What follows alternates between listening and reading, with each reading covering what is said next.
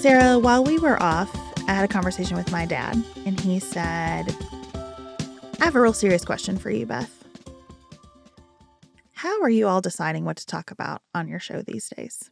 I said, that's a really good question, Dad. It's a hard one. And I thought that might be a nice launching point as we come back from our break and have made some decisions about what to catch up on. I told Dad the most important thing to me is to handle things in a way that people are willing to keep coming back for.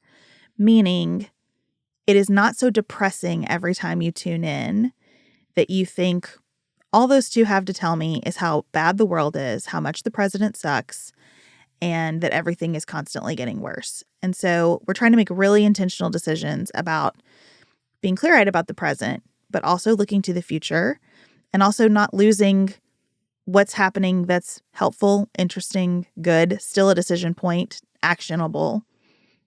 So how are you thinking about it? I don't want people to think it's like marketing, right? Like we're just trying to stay more positive and future focused so that you'll want to keep listening to the show. The way I think about what we cover is so that I want to keep doing the show. Like I can't do another 10 years of Donald Trump is the worst and everything is falling apart and it's the end times and fascism is on the march. I just can't do it. I can't do it because I don't think it was accurate the past 10 years and I don't think it'll be accurate the next 10 years. And it is less sexy to take a complicated, nuanced approach to the news, especially when it's driven by this administration. But I think it's worthwhile. I think it's important to see the total picture and very difficult when he occupies so much of the frame. I don't mean it as marketing either. I mean it as I want you all to stay involved in politics. Like, I want all of us. I think that's the same thing as you still wanting to do the show, right? I want you to keep wanting to be engaged with what's happening in the world. I want to keep wanting to be engaged with the world. And you're right. It would be easier in a way to just react to headlines every time we show up. Easier in a lot of ways. But long term, I think, really corrosive to our personal spirits. And I think it would disengage more people than it brought into the process. Sometimes I think I'm fundamentally reorganizing my idea of politics, too. I don't know if politics is the best path to engagement. And I certainly don't think politics is the best path to staying engaged in the world. At least not politics as it is currently formulated or running, or I don't even know the word I want. We're in like such a deep transition and have been around our understanding of politics because of the media changes, because of the party changes. And it's so difficult, like, to stay clear-eyed and engaged and to swim through the morass of what is just clickbait and, conflictainment, a term I just made up right this first second. And that I think we're getting better at that. And I think what we do here helps me try to untangle that knot. And I think lots of places out there are getting better at that. There are so many new media companies that I've, just really found and started to enjoy over the last few years that are really trying to sort what is just internet fodder, what fuels that sense of outrage, that sense of anxiety, that sense of, end times perspective, and what is really trying to put together not just facts, but important perspectives to say, no, this is what's happening. And because we've lost that centralized media environment, I think that's why that task feels so overwhelming, that sorting. But I think we do a good job of it here. But I will say, In theory, after 10 years, that sorting should get easier, and I find it harder and harder every day to decide, wait, what is important? Because there is an importance to what people are upset about. Like the fact that people are upset about something, even if it is conflictainment, says something. You can't really ignore it. But that doesn't mean it's the most important thing happening in our country, in our lives. And so, sorting those two things out, deciding what to cover, feels more and more complicated every year. I told my dad one way I try to manage that complexity is by thinking, what could we say something about that's interesting or that contributes to the discussion? It's not that like changes to the Rose Garden or the addition of a ballroom to the White House doesn't matter at all. Of course it does. It matters in all kinds of ways. I don't think I personally have something to contribute about those topics that makes it worth airtime in the scarce time that we have in the world. There are things that I think I can personally contribute more on. I think it's nice that we have our Substack where we have more space to kind of branch out. Like you might have something really contributive to say about those things. And there are topics that I can lean into a little bit more. And I think that helps us. But prioritizing what we cover on the show almost ends up feeling like we are saying things don't matter if we don't touch them. And that is never my intention. It is more to say, like, what can we do well with the time that we have in front of us? I want to be sure to respond because our last episode that we aired in our flashback series included, kind of an optimistic note that 2025 has not been as horrific as it could have been, that we both feel good about, like long on America, right? Like long-term optimistic that we will still have elections, that the tide will turn a million times from here into the future. And people did not like that. And they especially did not like some words that I put together that Maggie then shared on Instagram. Just saying, I don't think that it has been awful. And I want to share that the context of that for me is not that awful things aren't happening or that people aren't experiencing awful things. As I said in the episode, there's a lot going on that I strongly disagree with, that I want to fight against, that I want to stop immediately, including the treatment of immigrants in our country, which I think is awful. It is that as a year, as a total, when you march through history and you look at all that years contain true horror for someone somewhere in the world. It is kind of incumbent on us, I think, to try to widen our attention and narrow it at the same time to figure out how we experience it. If you really want to understand the world, we just ignore the continent of Africa constantly.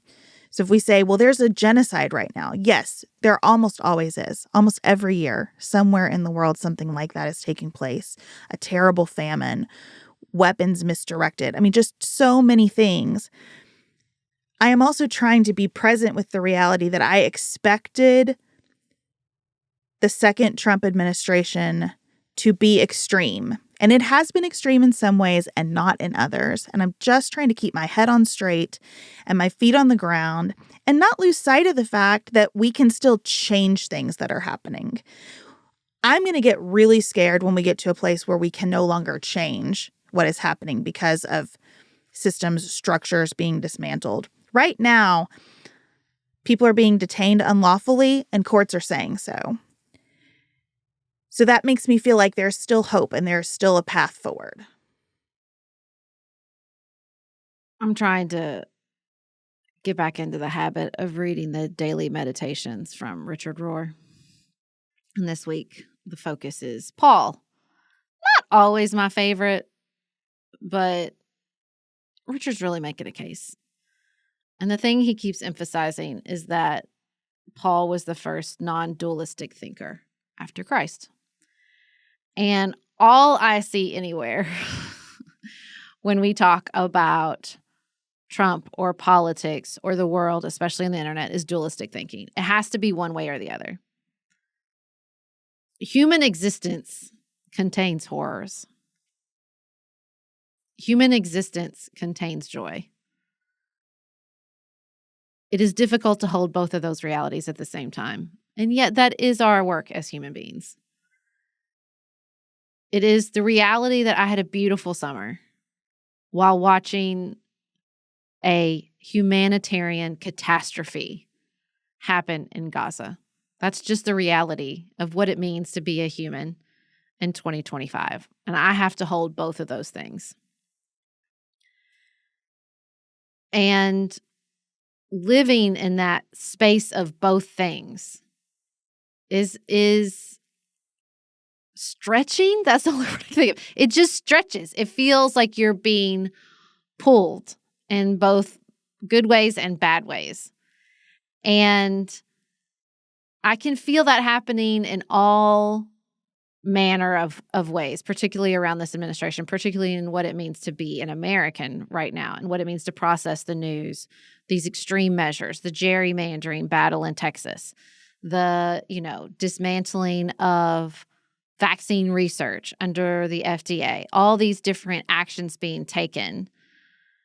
And I think I watch Donald Trump. I watch him, call up the National Guard, his new favorite pastime. And I think you are authoritarian.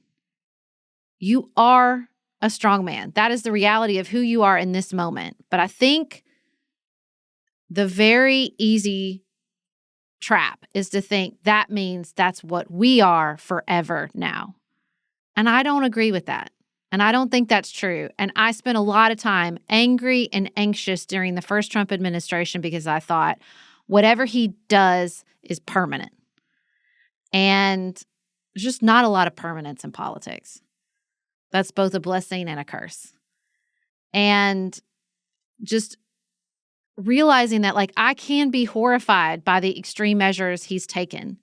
And I don't have to follow that horror down a path of endless anxiety because the end is nigh. I just don't. I can choose otherwise because I think that is not the reality. That's not the reality I've seen over the last 10 years. I think I feel more confident, I think both of us do, articulating why we think this is important, why we're not going to pay attention to this, because now we have 10 years under our belt of this man on the scene. And getting more comfortable being like, I can think of 5 more times that a story like this took off and you were a bad person if you didn't post in social media about exactly why this story was the end-all be-all and this was the proper reaction, and it turned into a nothing burger. So I just think we have more experiences under our belt at this point, both as podcasters, as citizens, as just political people in the world that take in a lot of news. And I'm just trying to learn some lessons from that. And I think I am getting more comfortable, even though I think it is a harder task. The muscles are building in that, looking at something and saying, this is a horror and it's not forever.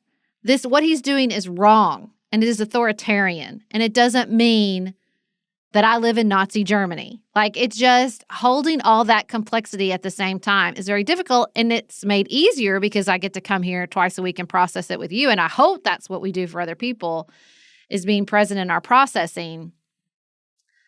But even the constant processing, having the 2-week break to sort of think, wait, what am I doing? What are we deciding? How do I feel about this administration and the emergency orders and the ICE army and all these things? They're horrific. They are not who I consider myself to be as an American. Okay, so what does that mean for me next?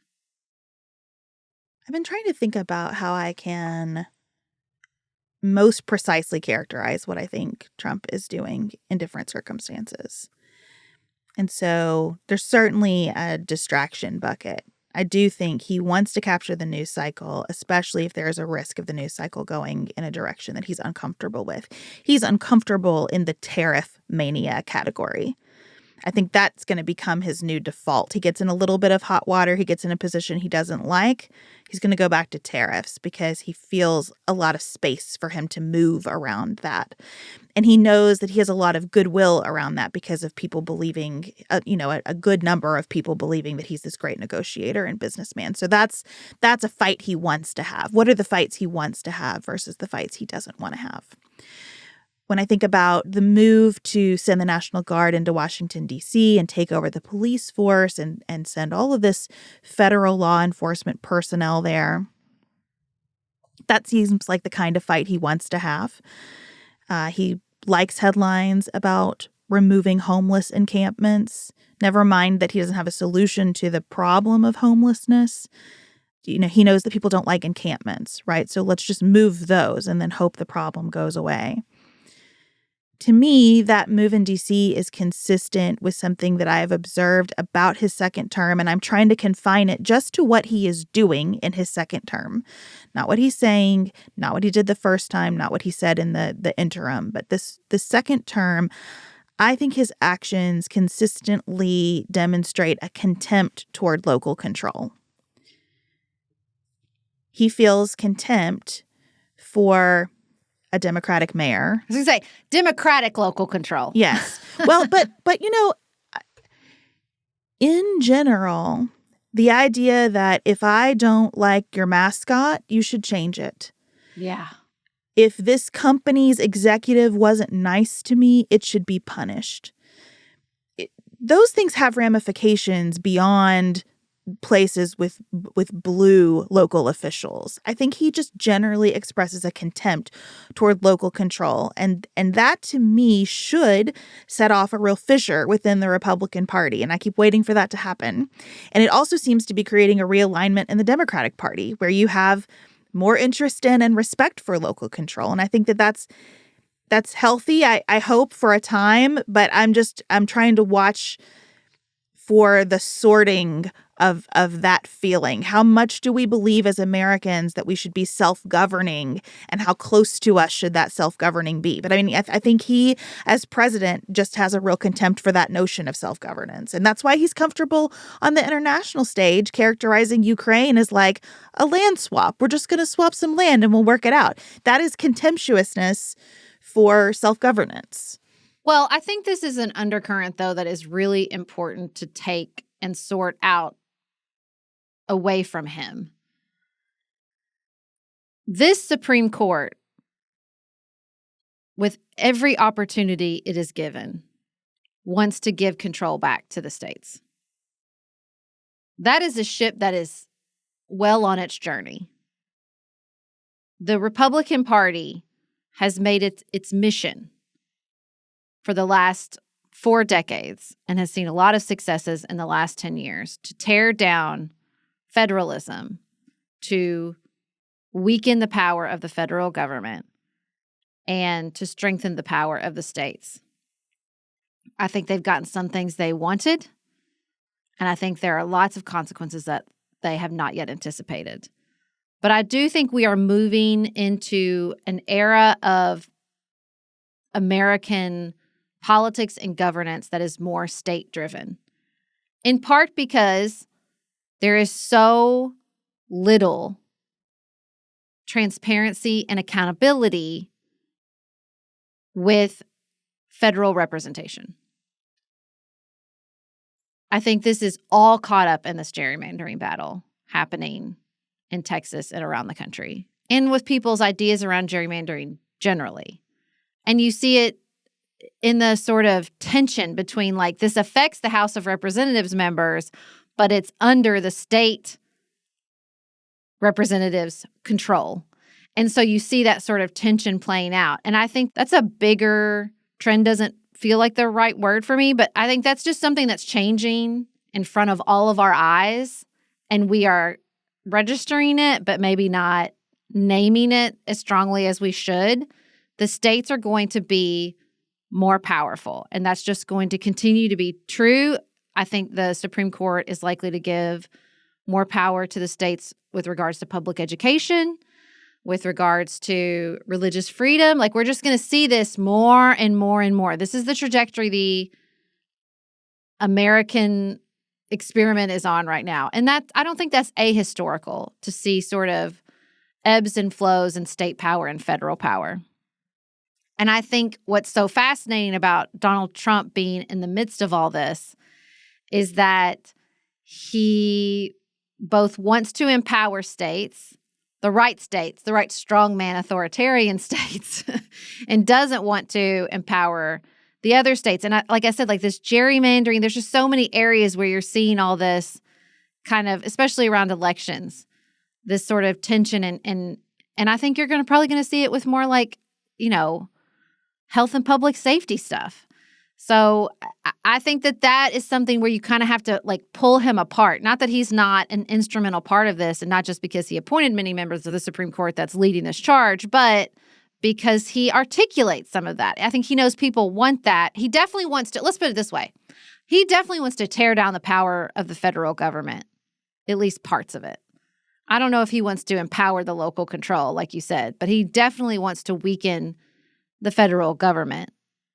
At least certain parts of it, not the parts he wants to use for his strongman. You know what I mean? That's what I say. It's like it's so complicated to pull apart. It is, because I think for him and for a section of the MAGA tent, which is a coalition and has different factions, I think for him and for a section of the MAGA tent, it's not at all about federalism and the right balance between the powers of the federal government and the state. I think it's more about government power writ large versus the private sector. And that might even be generous. It might just be like what I think is right and how I think things should be. I think a lot of his dismantling is just, I think this is dumb. I think it's wasteful. I think it's intrusive. I think people should be allowed to do what they want. I knew a guy once who dealt with this, and isn't that dumb? Like, I think that's where a lot of his philosophy is. I think within the larger movement, though, there's a lot of diversity about this. And I think you're right that the Supreme Court means it in the sense that it believes the federal-state power balance is off and that more needs to be shifted back to the states. And that will happen. And I think the public probably hears that in a good way. And I probably generally perceive it in a pretty good way, except that it means our state governance mechanisms need a lot more attention, media coverage, investment in how we compensate our state legislators, what we expect them to do, how often we expect them to be in session. I wonder if we'll start to see more economic decision-making vested in the states. We have the Commerce Clause that lets the federal government do a lot. But the way that Trump is using tariffs to exercise really precise control over certain industries, sectors, and companies, I think will push some states to try to step up and say, listen, we have a massive economy. I'm thinking specifically of California. We are tired of being jerked around like this. What are we going to do about it? How he's pushing the limits of his power. We're going to start pushing the limits of our power, too. The good news about state control is our state senators and representatives are generally way more responsive. I have a close personal relationship with my state representative. Jamie Comer doesn't know me from Adam, right? And so, like, I do think that there is power and transparency and accountability at the state level if we claim it, if we want it. Over the break in Paducah, there were two huge news stories that we are going to get an AI data center and that Peter Thiel's company, General Matters, is investing in a private nuclear energy facility. I have so many questions. And I think my local community does too. And I am hoping that because this is so close to the ground and because our mayor and our state representative and our state senator are in our communities, like, we can push the state to regulate and to ask questions and to hold these companies to account. I still worry that the states don't have the regulatory power or resources that the federal government. I don't worry. I know that's true. I know they don't. And I think that's where the rubber meets the road on some of this, where we're just, they can be FEMA, they can be the FDA, they can be the CDC. No, they can't. They don't have enough money or resources, and they can't print money either. Most of them are constitutionally prohibited from running a deficit. So there's going to be some real logistics to work out if this is how we want governance to run in America, because that has not been the reality for the last, century. And so if we want a different model, we're going to have to make some changes. That's going to mean more people in public service. I worry about the pressure on public officials right now. Even as I want them to be more transparent and accountable, I want it to happen peacefully. I want it to happen civilly. I want it to happen productively. You know, the shooting that affected the CDC and stories like that, the kinds of threats and the level of harassment that a lot of people in public service take, and even just the general lack of goodwill and admiration. I was thinking about Halloween costumes. My daughters are deep in discussions with their friends about group costume plans for this year. I love that they're planning ahead like this. I was thinking about how when I was a kid, you saw a lot of costumes that were regular people jobs that we hold in esteem. And I don't really see that anymore. I don't see like lots of little firemen and police officers and teachers and doctors running around on Halloween. It's much more sort of entertainment driven. And look, that's tricky right now. That's tricky because of feelings that people developed during COVID about science and healthcare. It's tricky because of experiences people have with health insurance companies. It's tricky because of experiences people have had with police that are negative, and the way that we have plainclothes ICE agents running around with masks on, grabbing people off the street right now. It's tricky to say, well, like, let's dress our kids up as police officers for Halloween. I understand kind of how we got here. I also understand that this is the thing. If politics is a bad vehicle for engagement, and we end up starving it out, it is only going to get worse. It is only going to be controlled by the people who have the worst intentions or the most comfort with unchecked power. And so I hope that as more of these battles reach the states, it is inspiring to more people to get involved at that county, state, local level, and work through the ranks and come up and restore some of that sense that this is someone we admire and respect, that these are careers our children aspire to, that we hold you in good regard. We understand you make difficult decisions, but we believe in your intentions as you do it. So as we're thinking about that state-federal power balance, I do think we should spend more of a minute on Texas and the gerrymandering battle. So we'll take a quick break and do that.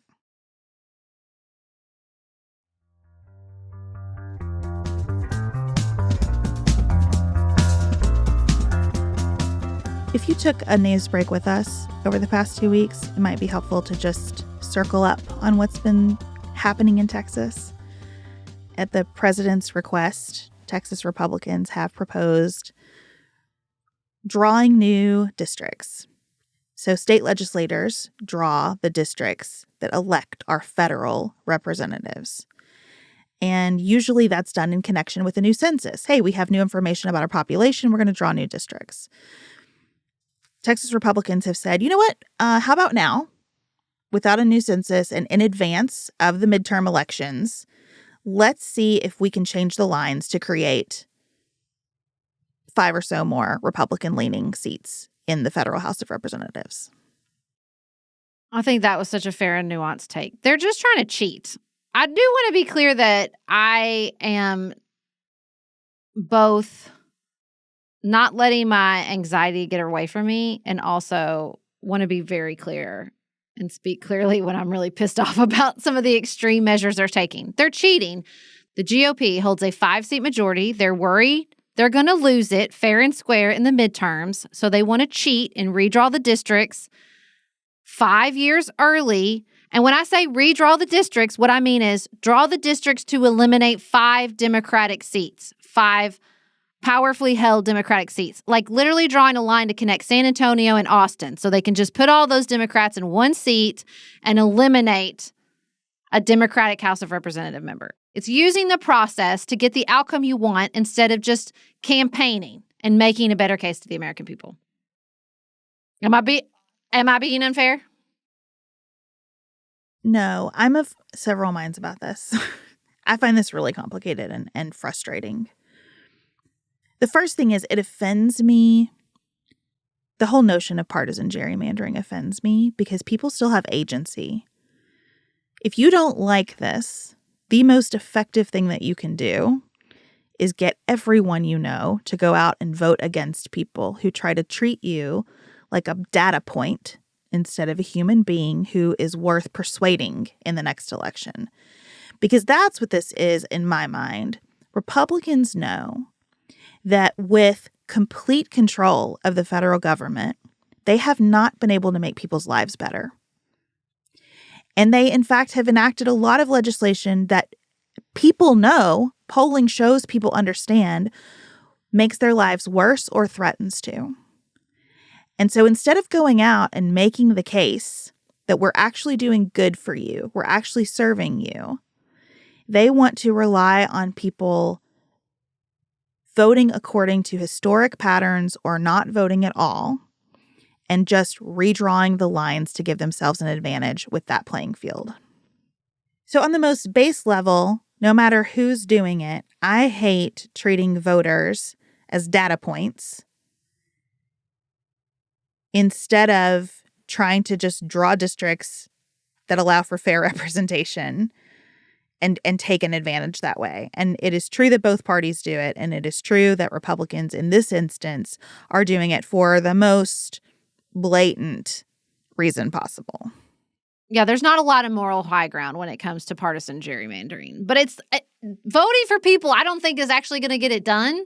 I think state by state, we're all going to have to figure out what mountain we have to climb to get bipartisan, neutral gerrymandering commissions. Like, it's just other states have done it. They've accomplished it.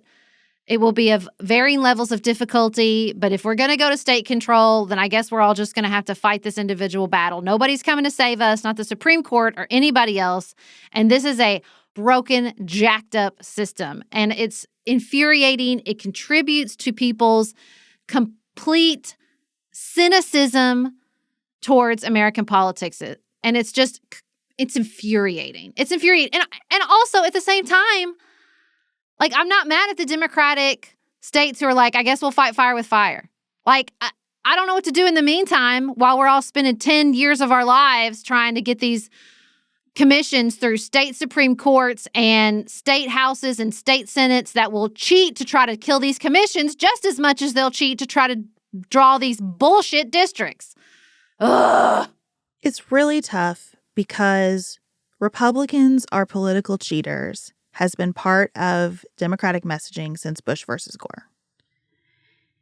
And it's not just messaging, though. They do cheat. They've been doing it in North Carolina for nigh on a decade. fair, conceded.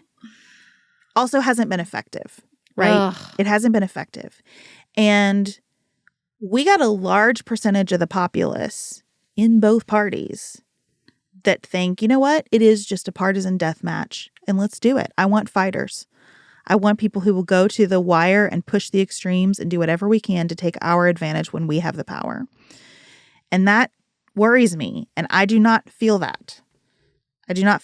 I am sad that in New York, Kathy Hochul is talking about rolling back that progress toward more neutral district drawing in order to counter what's happening in Texas. I think this is sad and wrong. And what I really want is for somebody to come out and make the case to voters. They are trying to do this because they don't want to have to persuade you. They don't want to have to stand on their records. They don't want to have to spend time with you, getting to know you, understanding your concerns. They want to rest on the idea that you prefer Coke to Pepsi politically, right? And that they're just going to take as many of you as they can. And I hate it. It makes me so angry and sad. Well, it's just a demographic game. It's not even about, I don't know how much it is about politics, or because it's this thing. It's a risk. Who knows if this is actually going to work? People move, man. That's why you only take the census 10 years, although apparently Donald Trump's going to change that too. I don't know how much the polite professional approach to politics exists anymore in this media environment. I just don't. I'm trying to let that go. I'm trying to think, is that real? It's not real right now. It just isn't. I don't know. I hate it. I wish it was different. Right now, going into these midterms, the idea that there's going to be some sort of polite professional politics or approach to campaigns that existed in the West Wing era is not, it's a dream. Like, I don't know how that exists right now inside the Trump administration's extreme approach to politics. And until a presidential where the tone can really get reset, I don't know. I fully disagree with you about this because I believe that life is about contrast. And I think that trying to act more like Republicans in tactics provides no contrast. I think that this story in Texas could be about Texas Republicans trying to cheat because the agenda is so unpopular. And that is the story. When Democrats break quorum and Gavin Newsom gets involved, and Texas Democrats breaking quorum and then going to Chicago, like, just reinforces everything people think about the parties. And I think it sends everybody back into their camps. Okay, I guess it's just a death match. It's just a partisan death match. And so we're gonna settle in and we're gonna try to win because that's what we do. I want someone who can make a different case. I just want someone who can present some contrast. And I think people will gravitate toward it. I think that's why you see the representative from Texas, James Tallarico, surging in popularity, because that man is a genuine contrast to Donald Trump. And I think contrast can break through more than more of the same. Well, let me clarify. This isn't because I want them to fight like Republicans fight. That's not what I mean. We do have a chicken and the egg problem, a little bit. Do Republicans act like this because they've adapted more quickly and, I don't know, beneficially to the changes in our media environment? Or did the changes in our media environment force them to adapt? I don't know. That's a question for historians. What I'm saying is, like, our current media environment is miles away from the media environment that built that polite, professional West Wing approach to politics, right? That's gone. I just think it's gone for now. And I don't see any individual House member. I don't really even see the Democratic Party, a state governor, forging some new path before the midterms in which we become a study in conflict, because I don't think it's in response to how they do it. I think they're responding to the media environment, and for better or for worse, that is the media environment we all exist in. And so that's what I don't see, and maybe it's a limitation of my own vision and creativity and understanding of politics. But it's like every time, again, I know I'm like a broken record. But it was like 6 times over the break, we're watching something from like the 80s or 90s, and guess who comes up? Donald Trump. And every time that happens to me, I think, right, this is different.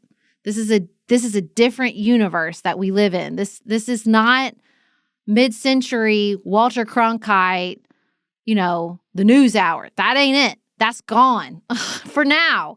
And so I just think, like, that's the environment we live in. That's the environment every politician who's going to run for office lives in. That's what you have to be responsive to. You have to acknowledge that reality. And so I'm just trying to hold that together and inside all of these stories, particularly this gerrymandering one. Agreed. I don't contest any of that. I'm not trying to be naive about it. What I think that Republicans have done that has been so effective in terms of media is that they have created the media that suits their tactics and vice versa. It is chicken and egg. Like, I don't know why it's effective. That is something beyond media. That's something about the public. That's something about our attention spans. It's something about our values. It's something about the way we view ourselves versus the community. What I think is the opportunity for Democrats is to do the same thing. Create the media environment that you want within your own party and see what's more attractive. A really interesting dynamic happening right now in media, to me, is that with long-form podcasts, and especially the kind that made such a difference in this election and that have been written about ad nauseum, it's like they aren't loyal to a party as much as they're sort of interested in being contrarian and getting to the thing that's out there and the thing that they aren't telling you. Beneath that Walter Cronkite professionalized media that had a lot of merit was also the ability to conceal a lot of really bad things.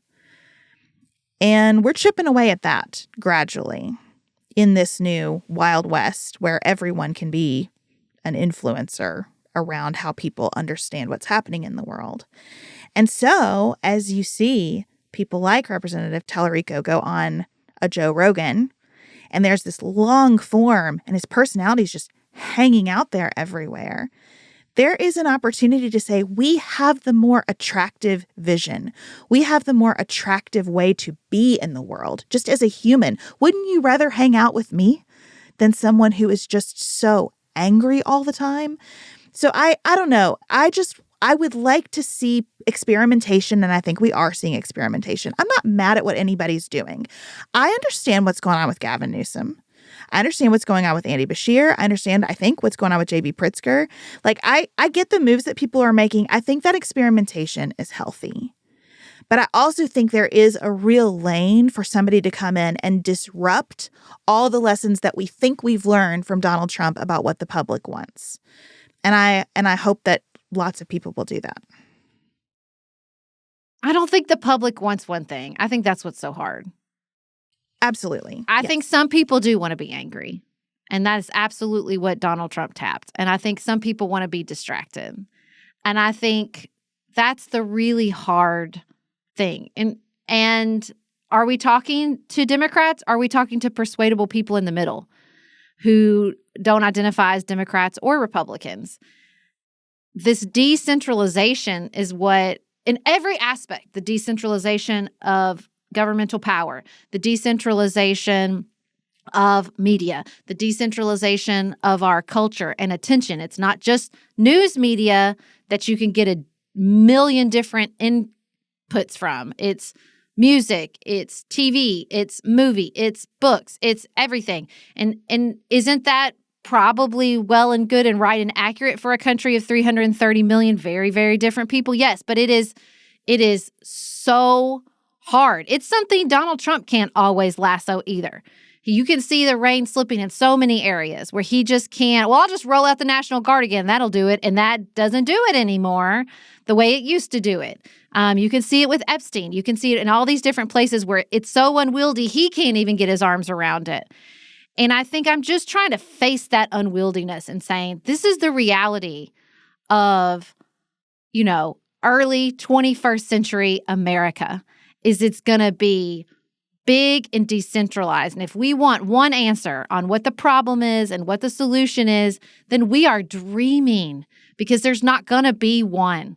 And there's not even going to be one political message, even if we get all the way to the presidential, that hits and unites us all. I just don't know. I'm just trying to let go of that dream, because I think it is that. I think it is a dream. I do think what's possible is being really self-critical about what you are trying to do. What is the goal of my action? I think that this breaking quorum with Texas Democrats is for the base Democrats in Texas and nationally, right? If you are a hardcore Democrat who thinks Republicans are cheaters, that Trump is the worst, that this is clearly about trying to steal the midterm elections, then you're going to go, amazing. I'm so glad that they left. Stick it to Governor Abbott. Make them come arrest you. But as you're doing it, that probably the result here is that this map is going to get passed. And so you've taken this risk of doing this thing to fire up your base that will ultimately disappoint those same people. Maybe they'll still say, well, you gave it the college try and that's what I wanted from you. But that action to me is not designed for swing voters. That is not designed to bring more people in the Democratic tent. It is not to educate more people about partisan gerrymandering. And so choose whatever you choose. Different calculations are going to be appropriate at different times. I'm not in Texas. I don't know what's really needed there right now. But I do know, sitting here, that I don't think swing voters are going to look at this and see a contrast between the two parties that motivates them in a healthy way as we go into the midterms.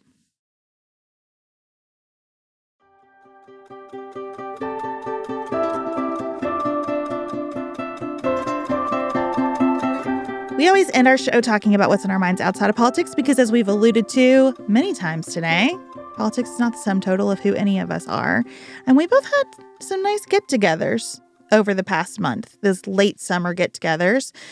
Sarah, I know that you took a bold step and planned your own birthday party this year, and I would love to hear about how it went. Yeah, I was listening to Amy Poehler and Rashida Jones, and she was talking about how she had a dance party every year for her birthday, and it was like hardcore. Like, you came to dance. We're not talking. We're not visiting. We're dancing in our pajamas. We're eating breakfast food. And I thought, that sounds amazing. But more than that, it just was like, yeah, I should just plan the party I want. Because my husband is so sweet, and he like gets people together for dinner parties, and there's just always a little bit of me that's like, this isn't what I really wanted. Because only I know. I didn't tell him what I really wanted. How was he to know? And so I thought, no, I'm just going to plan the party I really want. And I just think the older you get with your birthday, like, it's just best to just plan the birthday you want instead of expecting the people around you to intuit what you really want. So I had a 90s karaoke birthday party. That was fabulous. We found this other place to do karaoke in our town that I think we're going to go back to again. And I hosted a bunch of other stuff as well. I've hosted more parties this summer than I have probably in 5 to 6 years, probably since COVID. I really kind of came off hosting for a while. But we got a projector, so we did 2 outdoor movie nights. I hosted an end of summer adults only bash where we had hot dogs and Italian ice, but no kids, as a fundraiser for our local food bank. It just was really, I've had a lot of fun get-togethers this summer and thought, like, oh yeah, this is why I did this. This is really fun.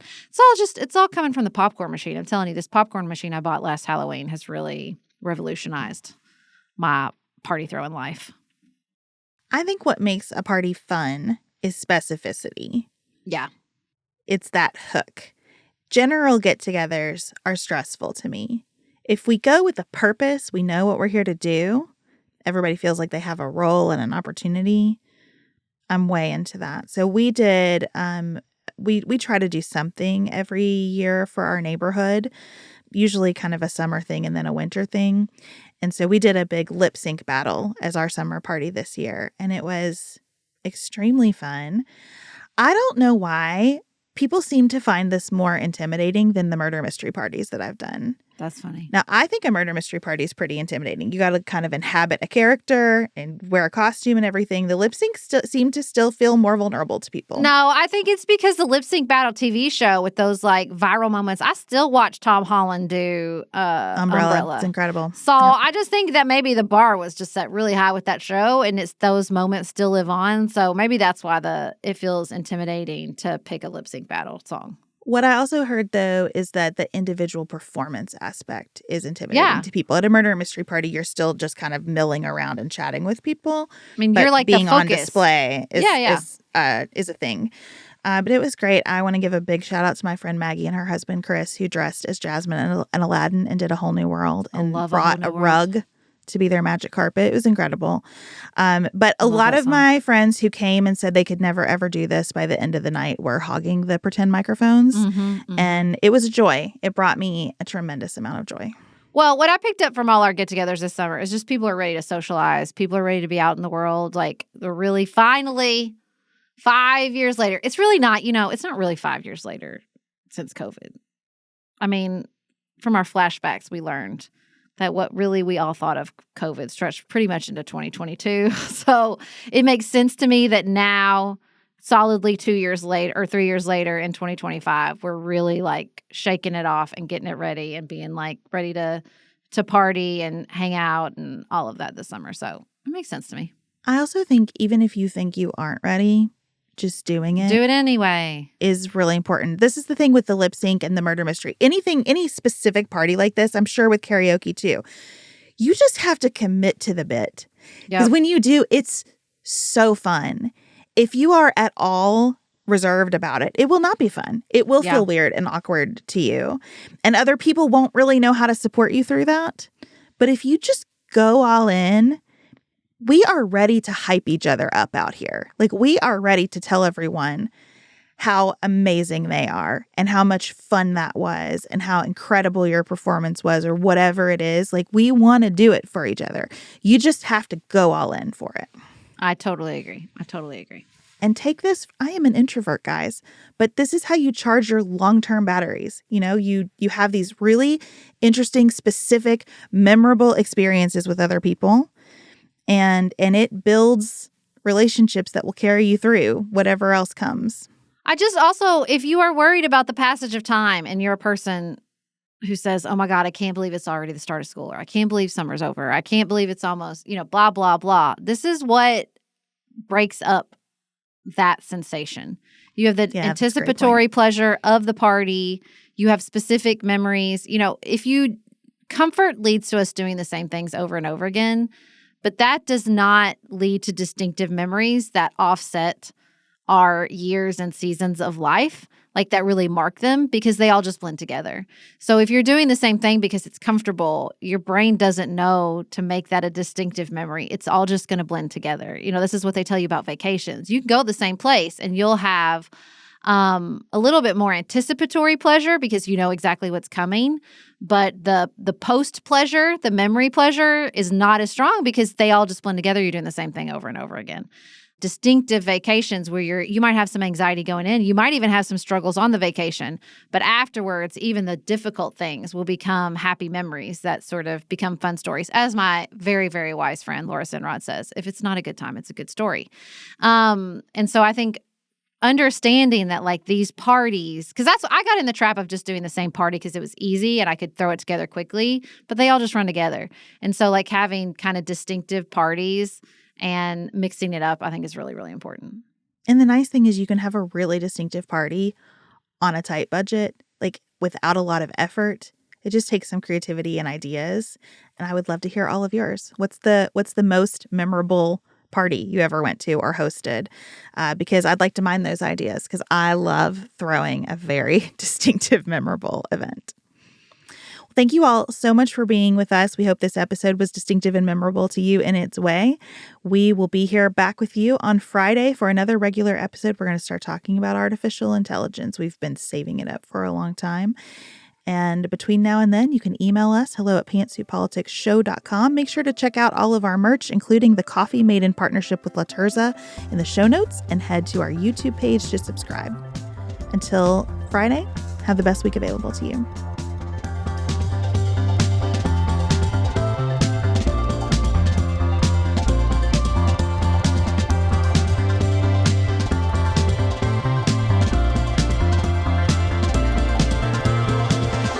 Pantsuit Politics is produced by Studio D Podcast Production. Elise Knapp is our managing director. Maggie Penton is our director of community engagement. Xander Singh is the composer of our theme music with inspiration from original work by Dante Lima. Our show is listener supported. Special thanks to our executive producers: Martha Brunitsky, Allie Edwards, Janice Elliott, Sarah Greenup, Julie Haller, Tiffany Hassler, Emily Holiday, Katie Johnson, Emily Helen Olson, Barry Kaufman, Catherine Vollmer, Lori Ladow, Lily McClure, Linda Daniel, Tracy Putoff, Sarah Ralph, Jeremy Sequoia, Katie Steigers, Karen True, Annika Uvaline, Nick and Elisa Valelli, Lee Shea McDonough, Morgan McHugh, Jen Ross, Sabrina Drigo, Becca Dorval, Christina Quartararo, Shannon Frawley, Samantha Chalmers, Crystal Kemp, Megan Hart, The Adair family. Jenny Francis, Leanna Pilgrim Larson, the Monene family, Ashley Renee, Michelle Palacios, Catherine Jardine Kness, Jessica and Brandon Krause, Veronica Samuelidis, Suzanne Dickinson, Michelle Dean,